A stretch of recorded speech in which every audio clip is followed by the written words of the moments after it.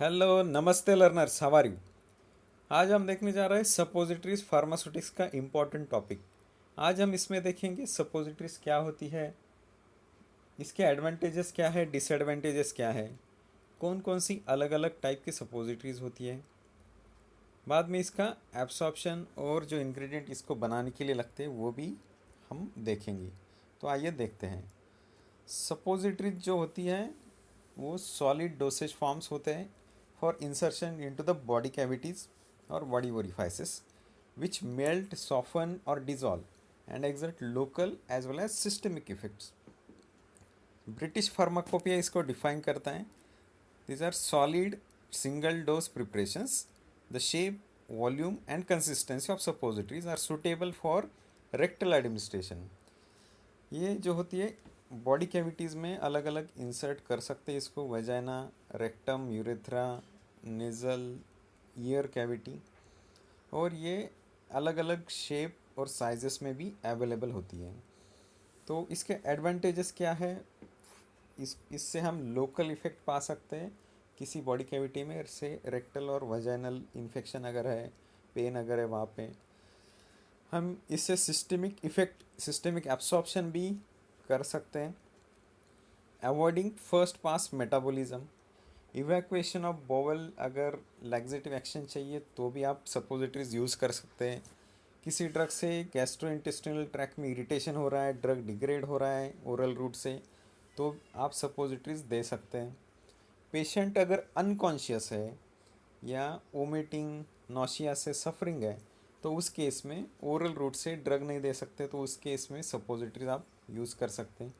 Post operative condition है, जैसे कि ओरल कैविटी का कुछ ऑपरेशन हुआ है या गैस्ट्रोइंटेस्टिनल ट्रैक का कुछ ऑपरेशन है हुआ है, तो उस केस में आप सपोजिटरीज ऑप्शन यूज़ कर सकते हैं।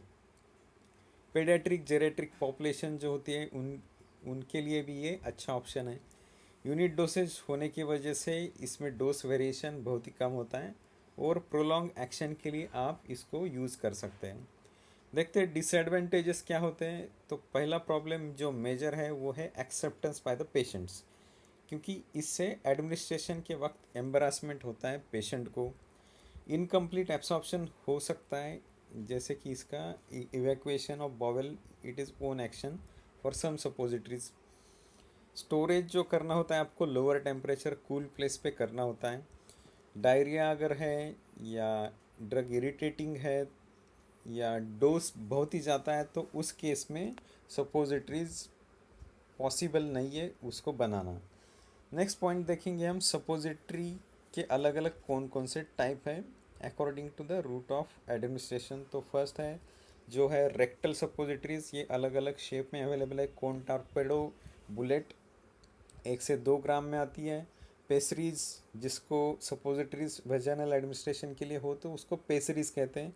ये कोन रॉड वेज शेप में आती है, 4 to 8 ग्राम्स होती है। यूरेथ्रल सपोजिटरीज, उसको बोगीज भी कहते हैं, तो ये लॉन्ग होती है, थिन होती है, सिलेंड्रिकल होती है, 2 to 4 ग्राम होती है। नेज़ल सपोजिटरीज या नेज़ल बोगीज जो होती है वो सिलेंड्रिकल 1 ग्राम और 9 to 10 सेंटीमीटर लॉन्ग होती हैं। जो ईयर कोन्स होते हैं उसको ऑरिनेरिया भी कहते हैं, लॉन्ग थिन सिलेंड्रिकल 1 ग्राम कैपेसिटी में वो आती है। नेक्स्ट हम देखेंगे ये अलग अलग जो टाइप हैं, इसके इमेजेस यहाँ पे आपको दिखाए हैं कैसे होते हैं सपोजिटरीज, पेसरीज या बोगीज। आइडियल जो सपोजिटरी बेस होता है मेजर हमें लगता है जो इंग्रेडिएंट वो है सपोजिटरी बेस, तो उसकी कैरेक्टरिस्टिक जो होने चाहिए उसमें वो बॉडी टेम्परेचर पे मेल्ट होना चाहिए, डिज़ोल्व या डिस्पर्स होना चाहिए, उसका शेप मेंटेन होना चाहिए during administration as well as during its whole shelf life, उससे ड्रग रिलीज ईजिली होना चाहिए, वो non toxic, non irritant, economic, compatible with other ingredient होना चाहिए। 4 चीज़ें कॉमन आप किसी में भी लिख सकते हैं आइडियल प्रॉपर्टीज़ में, non toxic, non irritant, compatible with other ingredients and economic. It should not soften below room temperature. तो इसका जो बॉडी टेम्परेचर पे इसका मेल्टिंग या सॉफ्टनिंग होना चाहिए। स्टेबल होना चाहिए कंपाउंडिंग मैन्युफैक्चरिंग डिस्पेंसिंग के दरमियान। जो वाटर होता है ज़्यादा से ज़्यादा इनकॉर्पोरेट कर सके ऐसा सपोजिटरी बेस अगर हो तो अच्छा हो। वेटिंग इमल्सिफाइंग प्रॉपर्टीज़ है तो that will be the added advantage again. And freezing के वक्त इसका श्रिंकेज नहीं होना चाहिए ताकि इसका शेप ठीक रह सके। अपीयरेंस इसका अच्छा सा होना चाहिए। जो अलग अलग सपोजिटरी बेसेस होते हैं तो उसमें ओलियाजिनस बेस होते हैं, कॉमन एग्जांपल है उसका कोका बटर। एक्वियस बेसिस जो होते हैं उसमें ग्लिसरोजिलेटिन बेस होता है, मैक्रोगॉल सोप ग्लिसरीन होता है। सिंथेटिक बेसिस में hydrogenated fractionated palm kernel oil is example. Emulsifying basis जो होते हैं कमर्शियल प्रोडक्ट है वाइटेप्सॉल, मैसाइस्टेरिनम एंड मैसिवॉल। आइए देखते हैं एक एक हर एक बेस को। ओलियजिनस बेस जो होते हैं उसमें cocoa butter, theobroma oil which is very typical example and it is very vastly studied. Glyceryl ester stearic of stearic acid, palmitic acid, oleic acid and other fatty acids that compose that lead to the formation of coca butter or theobromine. And it is solid at 32 degrees Celsius, melts between 34 to 36 degrees Celsius, giving advantage that melts near to the body temperature, producing oily liquid at body temperature. Readily forms liquid on warming and rapidly sets on cooling. So इसकी वजह से हम suppositories बना सकते हैं। ये miscible होता है बहुत सारे इंग्रेडिएंट के साथ, रेक्टल एडमिनिस्ट्रेशन के लिए ज़्यादा सूटेबल होता है। लेकिन इसके कुछ डिसएडवांटेजेस है, उसमें मेजर है पॉलीमॉर्फिज्म। तो इसमें जो बीटा फॉर्म होता है वो 36 डिग्री पर या उसके आसपास मेल्ट होता है, वही नॉर्मल पॉलीमॉर्फ है इसका। लेकिन इसको बहुत ज़्यादा अगर हम हीट करते हैं तो अल्फ़ा और गैमा फॉर्म्स इसके तैयार होते हैं। वो मेल्ट होता है 15 टू 20 डिग्री सेल्सियस, यानी वो रूम टेम्परेचर पे या उससे भी कम टेम्परेचर पे लिक्विड रहेगा। तो इसको हम कुछ शेप नहीं दे सकते, एडमिनिस्ट्रेशन के लिए यूज़ नहीं कर सकते अल्फ़ा एंड गैमा फॉर्म।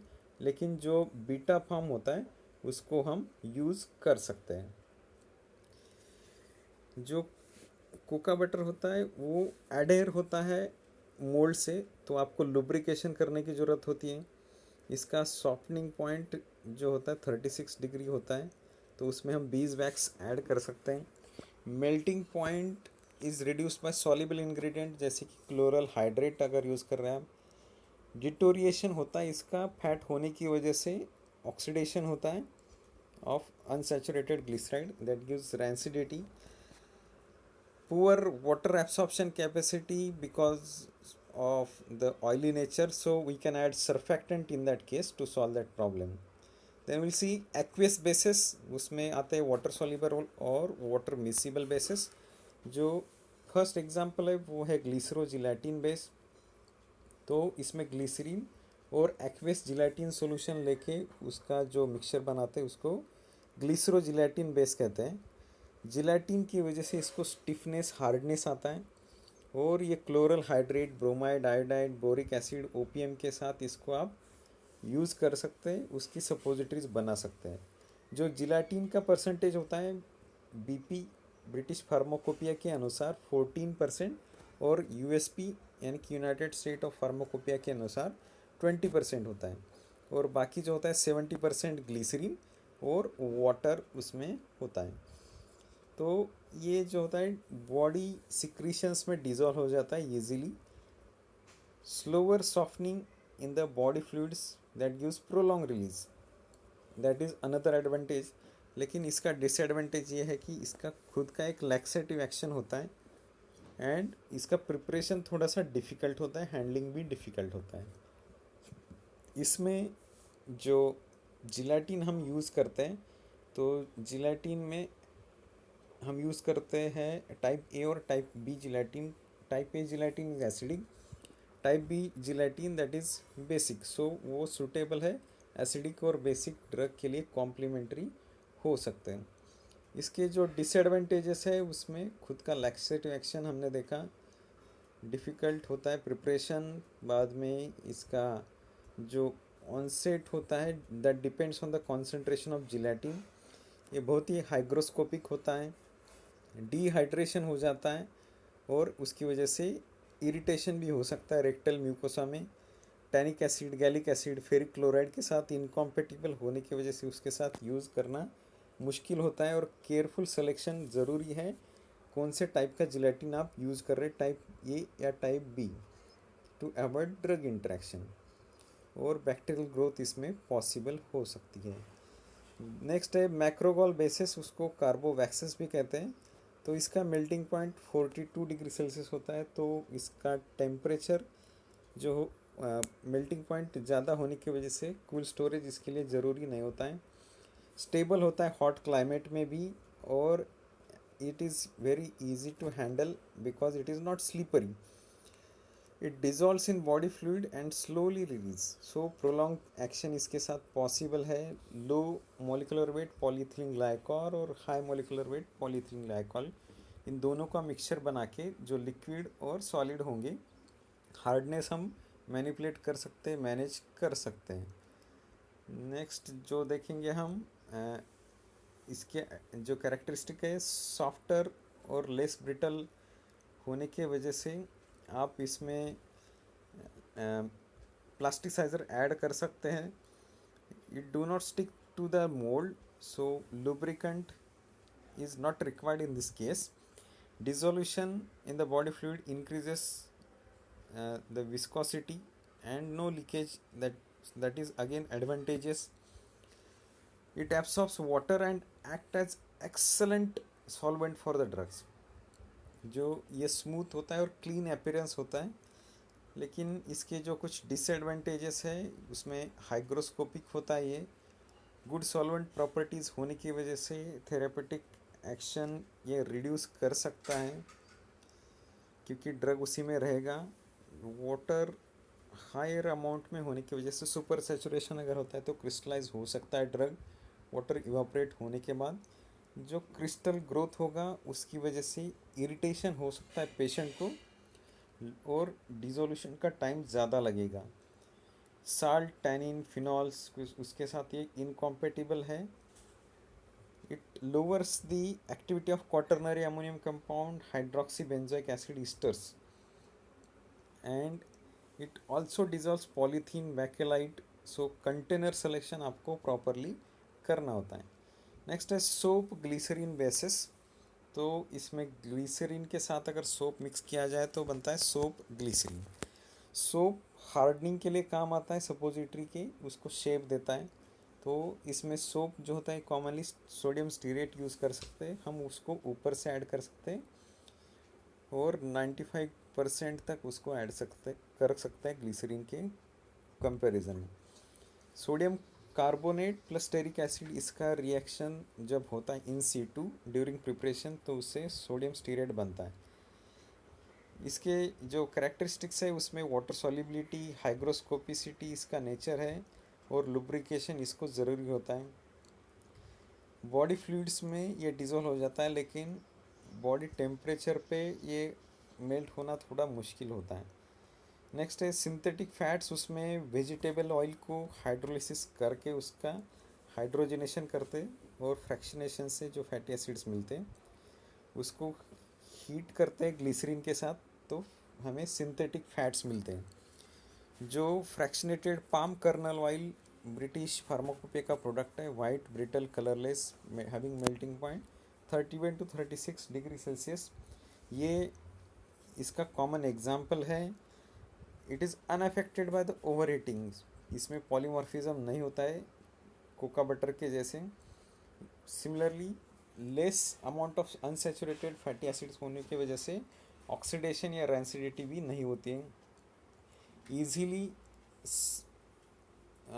और क्विकली इसका सेटिंग हो जाता है, सेट हो जाता है, यानी कि हमें सपोजिटरीज अच्छे से बना सकते हैं। सेडिमेंटेशन कम हो सकता है और मेल्टिंग सेटिंग पॉइंट का जो डिफरेंस होता है वो बहुत ही कम होता है। इसमें लुब्रिकेंट की ज़रूरत भी नहीं रहती है। पार्शियल अमाउंट ऑफ ग्लिसराइड्स होने की वजह से इसका इमल्सिफाइंग और वाटर एब्सॉर्प्शन अच्छा होता है, वाइट ऑर्डरलेस और अट्रैक्टिव अपीयरेंस इसका होता है। लेकिन डिसएडवांटेजेस जो होते हैं, ये ब्रिटल हो जाता है अगर बहुत क्विकली आप इसको कूल करते हो। तो उसके लिए आप इसमें कुछ ट्विन ऐड कर सकते हैं जो सरफेक्टेंट है 0.05% तक, वो प्रॉब्लम सॉल्व हो सकता है। मोल्टन मास जब होता है वो लेस विस्कस होता है और सेडिमेंटेशन हो जाता है, तो उसके लिए मैग्नीशियम सीरेट और बेंटोनाइट आपको फॉर्मुलेशन में ऐड करना होगा। नेक्स्ट है इमल्सिफाइंग बेसिस। तो इसमें इसके एडवांटेजेस बहुत ज़्यादा है in comparison to other. Rancidity नहीं होती है, स्टेबल होता है, नॉन स्टिकी होता है, एब्सॉर्प्शन कैपेसिटी वाटर की ज़्यादा होती है, गुड सॉल्वेंट होता है, अट्रैक्टिव अपीयरेंस होता है, इरिटेशन कम होता है, कॉम्पेटेबल होता है, इजीली और क्विकली सेटिंग हो जाता है, सपोजिटरीज का सेट हो जाती है, और सेडिमेंटेशन लगभग नहीं होता है। जो मेल्टिंग और सेटिंग पॉइंट का डिफरेंस होता है 1.5 टू 2 डिग्री सेल्सियस के बीच में होता है। Melting point is not affected by the over heating. Example इसके वाइटेप्सॉल, मेसाइस्टेरिनम एंड मेसोपोल देखेंगे एक एक। वाइटेप्सॉल जो होता है वेजिटेबल ऑयल के ट्राइग्लिसराइड से इसको बनाते हैं। स्मॉल क्वांटिटी अगर बीजवैक्स की इसमें ऐड करते हैं तो हॉट क्लाइमेट में भी ये काम करता है। Should be cooled slowly to avoid brittleness and fracture, so that care you should take. lubrication mould का इसमें ज़रूरी होता है। मैसा स्टेरिनम ये जो है मोनो डाई ट्राइग्लिसराइड्स होते हैं सैचुरेटेड फैटी एसिड्स के, जिसमें 11 से 17 कार्बन होते हैं। वाइट ब्रिटल और ओडरलेस टेस्टलेस होता है। इसका जो मेल्टिंग पॉइंट होता है 33.5 टू 35.5 डिग्री सेल्सियस के बीच में होता है। इसके अलग अलग ग्रेड्स होते हैं और उसमें ग्रेड बी ये कॉमनली यूज़ होता है डिस्पेंसिंग के लिए। नेक्स्ट और लास्ट है जो मेसिपोल। तो ये लाउरिक एसिड का ग्लिसरॉल ईस्टर है। Small amount of glycerol monostearate is added to improve its water absorption capacity. देखते एब्सॉर्प्शन, तो हम देखेंगे रेक्टल एब्सॉर्प्शन, क्योंकि जो सपोजिटरीज का एडमिनिस्ट्रेशन होता है यूजुअली रेक्टल रूट से होता है। ये जो यहाँ पे आपको फिगर दिख रहा है, इसमें ये वेनेशन दिखा रहा है, circulation in the rectal area. तो ये अलग अलग हीमोराइडल वेन्स वहाँ पे होती है। ऊपर वाली जो है अपर हीमोराइडल वेन, नेक्स्ट जो है मिडल हीमोराइडल वेन, और जो नीचे है वो लोअर हीमोराइडल वेन। तो अपर जो रेक्टल वेन होती है उसको कहते हैं सुपीरियर वेनोराइडल हीमोराइडल वेन। वो उसका ड्रेनेज होता है पोर्टल सर्कुलेशन में, जो डायरेक्टली जाता है लीवर को। तो वहाँ पे फर्स्ट पास यानी कि मेटाबॉलिज्म होने के चांसेस बहुत ज़्यादा होते हैं। लोअर और मिडल जो वेन्स होती है that is inferior and middle haemorrhoidal vein, तो वो inferior vena cava of heart से उसको कनेक्शन होता है, तो जनरल सर्कुलेशन में जाती है और इसका एब्सॉर्प्शन अच्छे से होता है। तो इसमें जो है देखते हैं कि ये अपर वेन जो है लीवर से कनेक्टेड है, और जो मिडल और लोअर वेन है वो कनेक्टेड है इन्फीरियर वेना केवा। हार्ट का स्ट्रक्चर यहाँ पे आपको दिख रहा है, तो उससे कनेक्टेड है, तो उसका एब्सॉर्प्शन अच्छे से होता है और जल्दी से जनरल सर्कुलेशन में जाता है। So that is the important parameter during rectal administration. आप सपोजिटरीज कहाँ प्लेस कर रहे हैं। अगर आप लोअर या मिडल जो हीमोराइडल वेन है उसके पास अगर आप सपोजिटरीज प्लेस कर रहे हैं ड्यूरिंग रेक्टल एडमिनिस्ट्रेशन, तो ये अच्छा हो सकता है इसका एब्सॉर्प्शन। लेकिन अगर आप अपर जो हीमोराइडल वेन है उसके पास सपोजिटरीज प्लेस करते हैं तो उसमें दिक्कत हो सकती है एडमिनिस्ट्रेशन या एब्सॉर्प्शन में, क्योंकि फर्स्ट पास मेटाबॉलिज्म ड्रग का हो जाएगा। तो आपको जो एडमिनिस्ट्रेशन करना है टू लो नहीं करना है, क्योंकि वहाँ से सपोजिटरीज बाहर निकल सकती है रेक्टल रूट से। टू हायर करते हैं जैसे यहाँ पे दिखाएं हैं, तो वहाँ पे फर्स्ट पास मेटाबॉलिज्म होगा। लेकिन जो जस्ट मिडल में है तो वो राइट पोजीशन होगा, आप उसी को यूज़ कर सकते हैं। उस पोजीशन में आपको सपोजिटरीज प्लेस करनी होगी। वजनल रूट ये भी कभी कभी यूज़ किया जाता है सिस्टमिक एक्शन के लिए, लेकिन बहुत ज़्यादा इसका यूज़ होता है कि सिर्फ लोकल रूट के लिए भी इसका यूज़ होता है। ये रेफरेंसेस है अलग अलग, आप ये देख सकते हैं। ओके, और ये वीडियो अगर आपको अच्छा लगा तो आप इसको लाइक और शेयर भी ज़रूर करें। So thank you very much and happy learning.